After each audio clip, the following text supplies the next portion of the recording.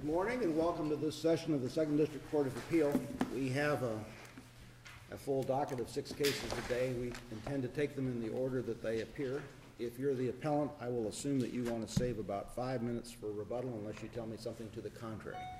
So with that, we'll start with As Lilly versus Morgan. Mr. Solomon. Good morning. May it please the court. Sandy Solomon on behalf of the appellant, A.S. Lilly. This is a kind of a strange case in that we have a confuddled record, I think a confused trial court, and frankly confused counsel as to what was happening at the time. And what we did in this brief, I think is probably a little unusual, is we tried to identify all of the things that could have gone wrong at the trial court or could have led the trial court into its error and made those our recitations of error. We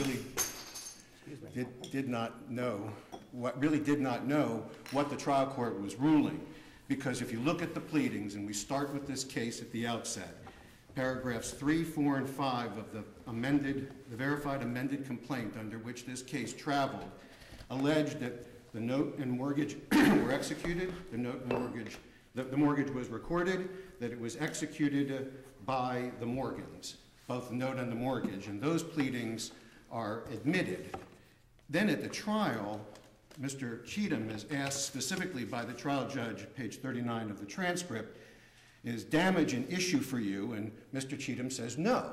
So we have certified copies of instruments, should have been admitted into evidence under 90.902, shouldn't have been a problem. We have documents that weren't admitted into evidence, even though they're self-authenticating. The signatures are deemed valid. The pleadings admit them. The damages are not an issue. And I don't know what the trial was all about. We kind of got sideways with this Wamco versus Glarum distinction. And with all due respect, given the subsequent cases, there really isn't any controversy. The 4th District has clarified. Let me ask, when LPI filed the initial foreclosure action in October of 2008. Yes, sir. How do we know that they had physical possession of the note? They said so in the pleading, that they had possession of the note, and they filed the original. And the answer said denied, right? It was a pro se answer. It didn't raise affirmative defensive standing, but it denied everything, apparently. Right. So they filed the original instruments. But they didn't file the original instruments, according to what I'm seeing here, for 2 years. So I don't know where they were for 2 years. And the initial complaint is a complaint with a count for lost note, which is what, I mean, you can't say you have standing and then say, oh, and by the way, I don't have the note. Correct. If you're relying on a blank allonge. But we have the assignment, the corrective assignment, that says that the assignment took place the nunc pro tunc assignment. Correct. Right. 42707 assignment. There was a certified copy submitted into evidence or offered into evidence and denied. So between the allonge that's dated March of 06, the corrective assignment that is backdated or indicated that it was effective as of April 27, 07, both established that. That was up to the defense to respond to that. Doesn't mean I don't have a prima facie case made out by the introduction of those documents. The trial judge didn't allow me to introduce the documents, or counsel at the trial to introduce those documents, and got sort of stymied or waylaid on a whole series of other issues. The issue that she started out with, that Judge McDonald started out with, was how did A.S. Lilly get into this case? And frankly, that gave me some angina when I looked at it.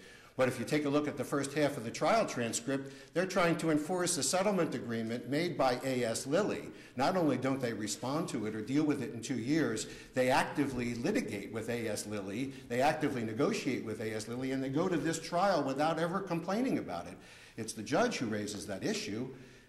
Part of the confusion on this record is on the day of the hearing that eventually turns into the trial, it starts out, the parties have a motion to enforce a settlement presumably between Lily and these homeowners. Yes, ma'am. And then at the conclusion of that phase of the proceedings, she makes a comment to the effect, well, do you want to go forward with summary judgment or a trial? And I think that's part of the confusion, is figuring out what procedures is she or what procedures are the parties operating on her. And then both sides agree, well, let's just go to trial. So it's difficult to determine, do we have a trial review where you are proceeding based upon the only complaint that I can determine that's of a record, which is the amended complaint that they responded to. But no one is objecting to the procedure that's being utilized. Exactly, and I had the same confusion when I read the trial record, but we have the first part of it where they're validating A.S. Lilly's participation in this case, and then everybody agrees, let's just go to trial, because we have Tina Barry Hanson here, who's the person managing this loan. Who also testified at the motion to enforce. Correct. She testified actually 3 separate times. She testified at the motion to enforce, all about the boarding process, and all about the other issues under Wamco. She came back, testified on direct, and she also testified on voir dire. And she testified consistently throughout to satisfy all of the trustworthiness requirements. She testifies about the electronic tape and all of that. And they offer all of the original documents. They go hunting for the original documents. The judge says, here's the note, the original note and mortgage in the record. And Mr. Baldwin points out that yes, and here's the original allonge as well. And Judge Altenburn, if I may go back, I think that's the issue is, how do I know that they owned it when they had it at the time? That happens all the time. And go back, I created my prima facie case, let them take some discovery and challenge that. I don't know what else I could do beyond that, because I've got 2 servicers in between, and that's what commercial paper is all about, unfortunately. But isn't the law that you do have to establish that LPI was the holder of the note on the day they filed the original foreclosure? I did that with the assignment. I could do it in any one of 3 ways: the special endorsement, a blank endorsement, or an assignment. Okay. And I bootstrapped myself in this case because it's not 100% clear that a date in the top right corner of a blank allonge is the date on which the instrument or that instrument was executed, or that the instruments got to where they were supposed to be. I understand all of that, but that's what I did to carry my burden. And to answer your question, Judge Crenshaw, I think everybody agreed by consent, we're going to try the case on these pleadings. And I don't know what issue was left to try once we got the certified copies of the documents, because we have an admission of the execution, and it even gets better, because in the first phase of this hearing, we won't call it the first phase of the trial, but the first phase of this hearing, Mr. Morgan admits I didn't pay my taxes or insurance ever anyway. So not only I didn't pay, I got the electronic tapes that are transferred. There's no challenge as to the amount that's owed. It's specifically waived. And I turn around and the judge says, involuntary dismissal granted. And do we, from this record, do we know the reasoning upon which she grants the involuntary dismissal? That's where I started, and I said, because I'm not sure. I went and I tried to dissect. When it came to my desk, I tried to dissect and said, what could the judge have been saying? So I found these 4 areas, and I hope, without repeating all of those portions, each one of those, and I knocked each one of those down. I couldn't find any other way that it could possibly have done. I thought about, well, is it admissible under the hearsay rule just because it's separately, independently authenticated, and I don't need to bring a witness, and there's a whole Caye, or however you pronounce C-A-Y-E-A, and Callaway, and all of the recent cases that talk about how the authentication should occur and how trustworthiness is determined and how commercial paper needs to be dealt with. It's a little bit like the same thing we do. I don't do personal injury work or medical malpractice, but you bring the internal medicine doctor in because he talks to the lab and to all the other specialists to bring that evidence in. Well, that's what this processor, this servicer, is bringing in to the table. And she's saying, not only did I do it, but I knew how that worked, I knew how we boarded it, and I'm the one responsible. I don't know what else could be much more trustworthy. I want to make sure that you think there's no merit to, and the suggestion, the amended complaint was filed by by LPI, and then what ultimately gets filed is a amended complaint with Lilly as the plaintiff. Almost, yeah. The original complaint is by LPI, and we showed with that corrective assignment that at the time they filed it in October of '08, they had the legal right to do so. And your position would be that there's no need for court approval to substitute Lilly for LPI. You know, that's a bothersome issue. I'm not going to tell you it's not a bothersome issue. I think it's overcome in this case. Your opponent answered the complaint without raising this. Correct. The opponent was as shocked at the trial. I wasn't there, but I think Mr. Cheatham, in fairness, was as shocked at the judge's approach to this particular issue as Mr. Baldwin was at the time. And I don't think it's an issue because I think it's a little too late at that point, because even if they didn't really understand what they were doing, it was an oversight, I want to make an amendment, they consciously went forward with the first phase of the trial and tried to make Lilly responsible for decisions made in the litigation. It wasn't, well, you know, we have some collateral attack we're going to talk about on the side. That's not what happened. They acknowledged and accepted that Lilly was the proper party. There's no affirmative defense to that point. They raised the issue. In fact, they raised the issue in their pleading about how there was robo-signing. There was an affirmative defense of robo-signing. We solved that problem too, because we came to the table with the corrective assignment and all of the ducks in a row with respect to all of the certified copies of the documents and the originals in the court file to make sure that that wasn't an issue. And that robo-signer was five eons before which they were talking about, and they didn't bring any evidence to that effect. The order granting the motion to amend, Yes, ma'am. gave the parties 60 days to file a verified amended complaint, and then 30 days to answer for some reason, although there was a proposed amended complaint attached to the motion.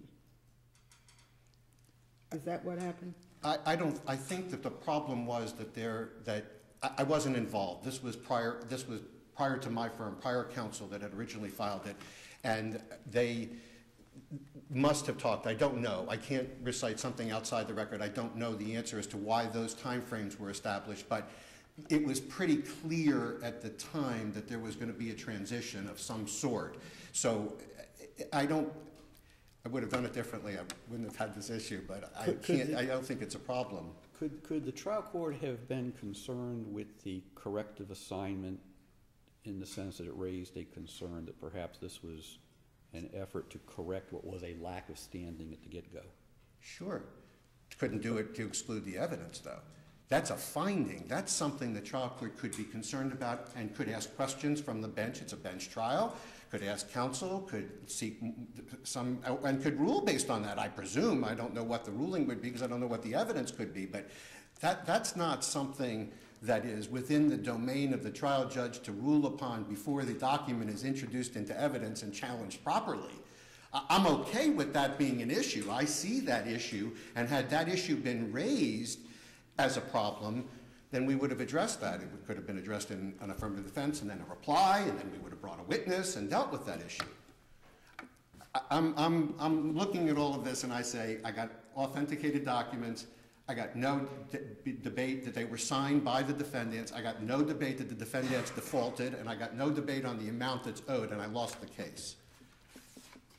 I'll reserve the rest of the time. Let me ask quickly before you sit down. With foreclosure cases, I get a little confused about this. Other than some delay in costs, is there anything that prevents you from just simply refiling this foreclosure action?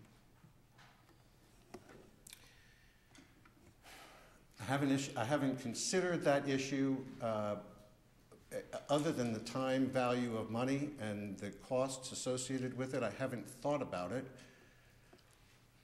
I don't know whether there would be anybody that would have come in the meantime, whether there would be another servicer issue. I haven't checked that out. But in the meantime, Gregory Funding, which is the master organization, who's actually the client, if you will, and they form the various investment groups to purchase these notes. And they buy and sell them among themselves between servicers all the time. And exactly what Tina Barry Hanson said is exactly what happened. And I'm sure they're expecting this case to be adjudicated the way it should have been. Okay, thank you. How much time did I have left? You've got 5 for rebuttal. Thanks. please the court, my name is Russell Cheatham. I represent the borrowers in this case. I represented them in the trial. In answer, Judge Altenburn, to your last question, there is absolutely nothing that prevents them from refiling this case. Is there any statute of limitations, defenses, or things that would be? There will be a statute of limitations defense that would be filed, but the statute of limitations defense, as we know with the Bartram case in the Supreme Court, is just in total disarray. Disarray at the moment. That's kind of why I was asking this question. We're waiting for the wisdom to come down, and hopefully it would be a well-reasoned decision. And you know, a lot of lawyers and homeowners are waiting to hear what ultimately happens, because the decisions are now starting to get all across the board. What is this? Has that case been fully argued in the Supreme Court? Or just No, briefed? it's just being briefed. Okay. I think they have maybe 4 or 5 amicus briefs as well, so it's going to mosh through it in its own sweet time. I want to Mr. correct. Cheatham, Yeah. did your client raise the impropriety of the substitution below? We raised the issue of standing in the. But not the procedural irregularity? Correct, Your Honor, we did not. Okay. The first time that was raised was in the middle of trial by Judge Campbell. It was raised by Judge Campbell at the outset of trial, yes. Now, let me educate you too, Judge Crenshaw. The case was set for trial. It was also noticed for the motion to enforce the settlement agreement at the same time. Logically, the trial court took up the motion to settle first to determine whether we actually needed to have a trial. So it was set for a trial. It wasn't just the parties were there and said, hey, let's go ahead and try this case. You know, I don't think any reasonable trial lawyer would do that. So we had prepared to go to trial in the event the motion was denied. Was there an order setting it for trial? I believe there was, Your Honor. Okay. Did the order setting it for trial, because I didn't see it in the record, refer to the amended complaint? I don't know. I don't have an answer to that question as I stand here right now. Well, why do you think the trial court entered an involuntary dismissal? I'm sorry, Why do you think the trial court entered an involuntary dismissal? What's the reasoning? Okay, I'm going to give you a nice lawyer's answer. And that goes back to Judge LaRosa's question, does this business about the amended complaint and how A.S. Lilly got in it really matter? The initial answer to that question, no, it does not matter. But there is a yes that it does matter. And the reason the trial court denied the motion to, or granted the involuntary dismissal, was found in my examination of the bank representative, where she testified, and we're talking about page 53 of the trial transcript.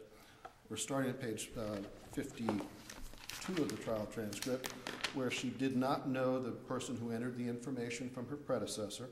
She did not know the procedures of her predecessor's data entry system. She did not, and most importantly, all of that initial procedures that these bank representatives testified to really amount to just mere rote. Yes, it's a normal banking procedure, it's accepted, but the most important aspect of them verifying the amount of the loan, and I have to back up because I did, on line 8 at the initial, I did say that the amount of damages is at issue. Damages are not, but the amount are. So the amount that they were suing for was an issue for trial. But most importantly, the witness testified that at the time the loan is transferred, there are 3 letters. There are 3 letters that are sent out. She didn't say they were sent out, and I followed up with that. She wanted to tell me what the letters were about. It was a goodbye letter from the previous servicer, a hello letter from the new servicer, and the 3rd letter, which is critical, is called the verification of debt letter.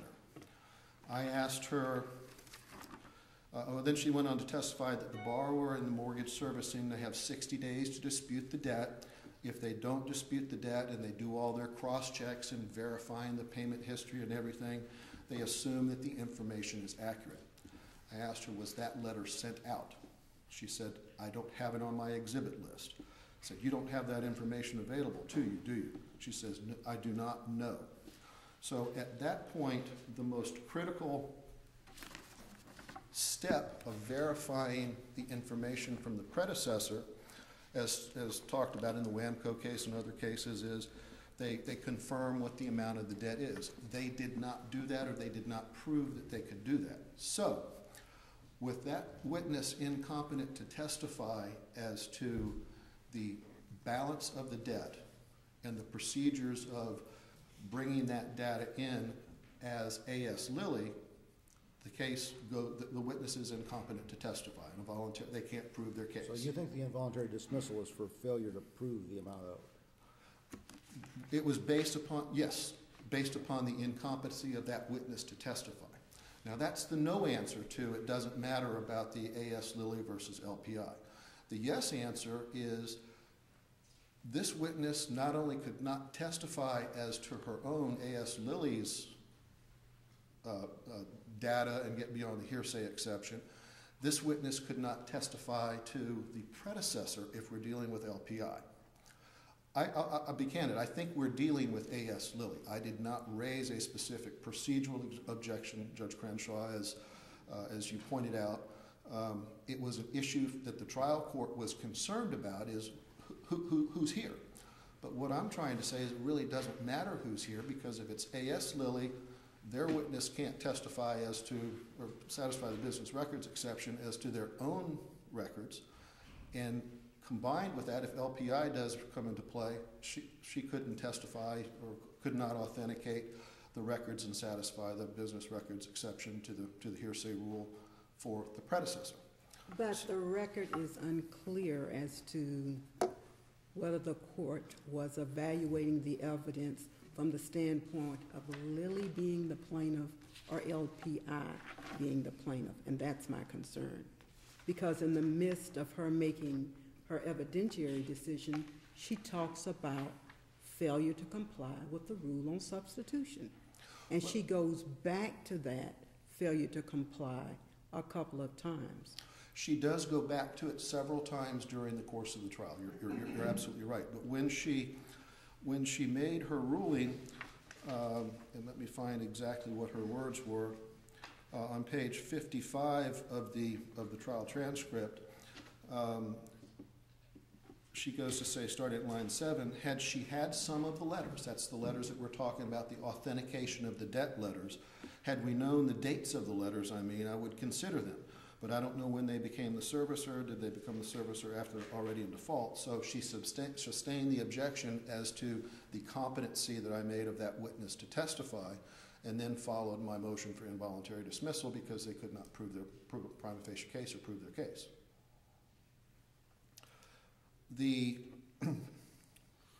Judge LaRose, you raised a question about the validity of the corrected assignment. There are cases out there that talk about when you have a backdated corrective assignment that says this is effective as a prior date, presumably prior to the filing of the lawsuit. One of two things is happening here. Either that's really what happened, or they're trying to bootleg their way into fixing a problem, or fixing the standing problem just by saying, oh, by the way, this is effective. And that would be called for, that would be an evidentiary or factual decision the court would have to make is, did this, what scenario is this? Do we have an evidentiary problem as to whether or not the corrective assignment was done to retroactively create standing? I think we do have an evidentiary problem. I don't think that and I haven't seen any cases directly on point, but I don't think a corrective assignment that imparts facts that are critical to the case that could be disputed or determined either way can be self-authenticating. I think there has to be additional authenticating testimony as to that corrective assignment of mortgage that authenticates what the effective date or what the date is, that disputed nugget, for lack of a better word, that's embedded in that corrective assignment. What about the original note and mortgage? My understanding is that the trial court may not have let them into evidence, but these are the original documents been in the court file for years at that point in time, aren't they? Well, as you pointed out, the original complaint was to... Are your clients really saying that those are not my signatures, that these are forgeries, and that we didn't sign this note? They're not going to say that, Judge. Yeah. They're not going to say that. But as you pointed out, the original complaint was to reestablish a lost promissory note. They found the lost promissory note, and just the act of filing it in the court file does not introduce those documents into evidence. There are ample cases on that where a bank relies on, well, I filed the default letter. I filed the note and mortgage. They have to be properly authenticated and introduced into evidence, not just the fact that they're in the court file. But the answer to your question is no, they're not going to say they didn't sign this. I think we admitted that they signed them in the answer to the amended complaint.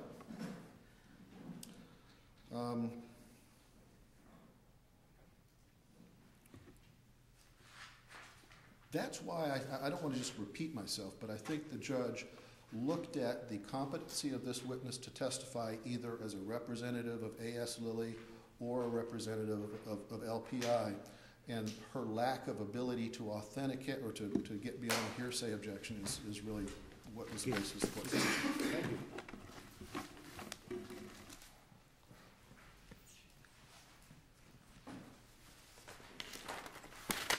May it please the court. A couple of questions, a couple of issues. Not only does Singleton create an issue regarding the statute of limitations, but there's also an issue regarding the statute of repose. So I don't know the answer as to how that's going to be applied to this particular instance, but to answer your question directly, I think given the state of the law, it creates an uncertainty that we shouldn't have to suffer under these circumstances, given that we weren't permitted even to put in the actual documents. With respect to the authentication, I think counsel is overlooking 90.9028, which says that the commercial paper and the signatures thereon and the documents relating to them are self-authenticating. Here we had the original documents in the court file. Well, it sounds like the big issue here may be whether or not your corporate representative was competent to testify about the things that proved up damages here. So tell us a little bit about that. I don't know how she could not have been competent. What she did was she basically did under Cahier. Can she put in business? Can she be the agent who puts in business records for some business that she's not actually an agent for? Sure, we follow the mandates under Wamco to the T, and all of the progeny. Bartram is the one that threw the wrench in that, and the 4th District in Callaway recently, and Cahier, and some recently decided cases, all talk about how in Bartram it was a situation where the specialist couldn't state in his deposition whether the records he relied upon were made by who, when, where, why, how, and otherwise, and said did nothing to try and... That's not the situation we have here. Not the situation. And the situation we have here is not only does she identify that, she says, based upon my experience, I've reviewed these documents, they are customary in the industry, they meet all of the industry standards, all of the numbers tie out.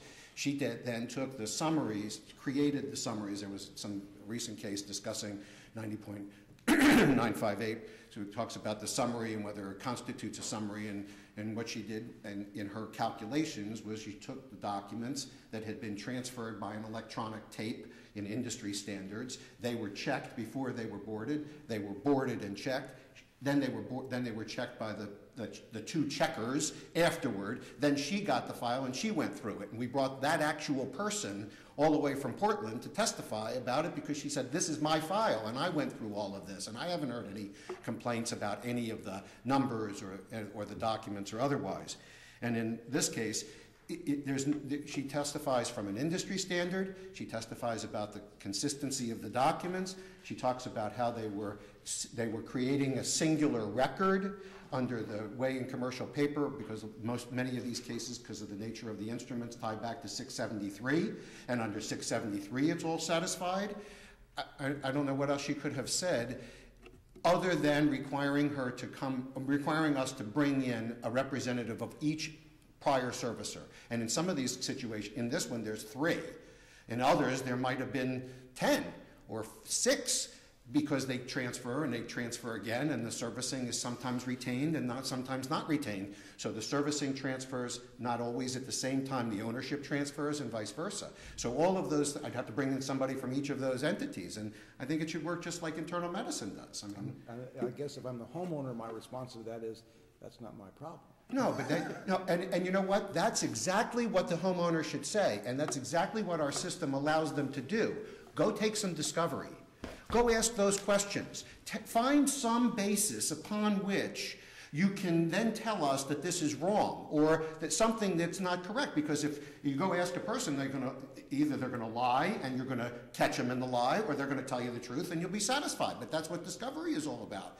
It's the same thing that it reminds me of the rule that in a prior case that I had before you about whether or not when somebody presents a judgment, a form of a judgment, like in a family law case to the court, and the judge enters it wholesale. No changes, no commas, no punctuation, enters it, and somebody comes and complains to the court and says, can't do that. And the response that you gave in this case, and I think the correct response is, was there something else wrong with it? I mean, is there something else that's a problem? If there is, then we can talk about that because it was whitewashed, it wasn't looked at carefully, you shouldn't just adopt what lawyers say, but you've got to show me that there's some other problem. In this instance, you can't just complain about it with no other problem. We're just about out of time, Then I say thank you. and there was something I was going to ask you. Now I've lost track of what it was. Wait a second.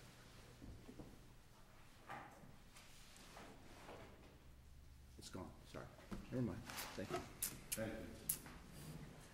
you. Next case on the docket is Simpkins versus State.